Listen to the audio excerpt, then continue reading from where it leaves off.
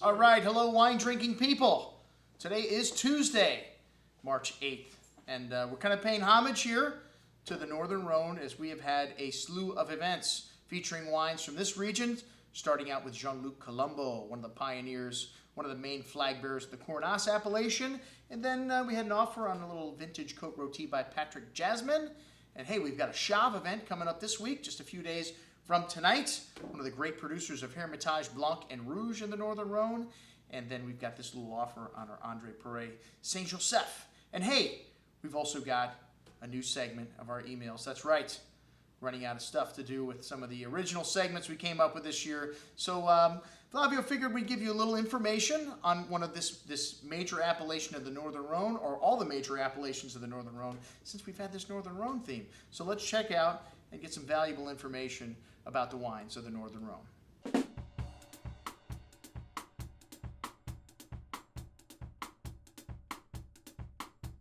The Northern Rhone.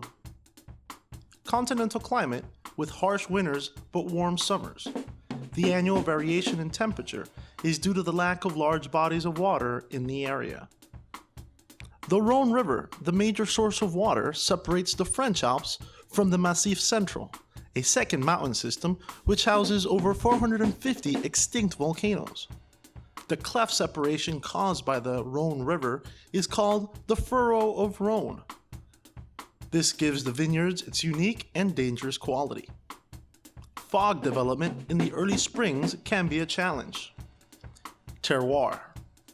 Steep slopes, granite hillsides, vertical surfaces, and terraces carved into the rock house the vineyards. Most vineyards are planted with south-facing slopes to maximize the sun exposure. The soil, iron-enriched. Northern Rhone grapes.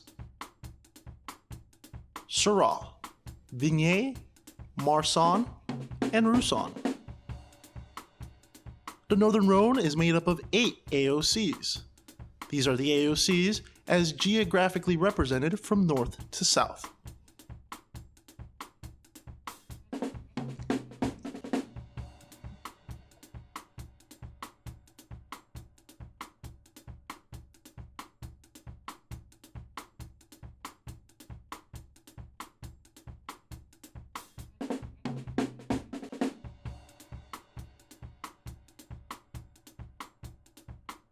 All right, well, very valuable information. If you're into wine made out of the Syrah varietal, Syrah is the same varietal. These wines of the Northern Rhone are some of the greatest example of that varietal made on earth.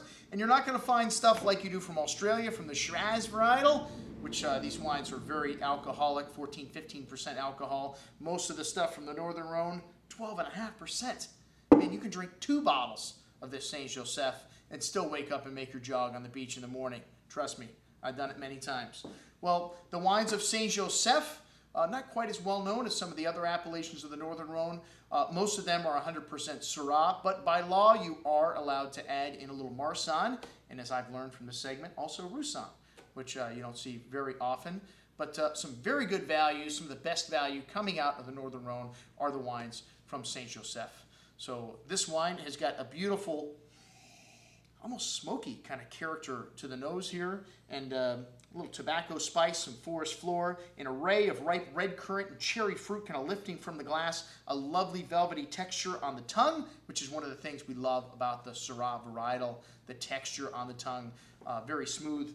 And then a lovely freshness and a lovely zing of acidity coming through on the finish here, and as well as that nuance, that floral spice, and a little hint of pepperiness coming through on the end that you get from Syrahs from the Northern Rhone. Well, this wine was originally known as the Vie de Mauves, which is mentioned in Victor Hugo's Les Miserables. So the history here goes back very far, favorite in the French courts of Louis XII. And then the vineyard was owned by the Clos de Touron, and then 1668, the official record of vineyards in Saint Joseph really occurred, and Saint Joseph was a saint. That's why they called it Saint Joseph. Allegedly, he was the protector of scorned husbands. All right, score one for the men. Usually it's the scorned women that get all the protection there.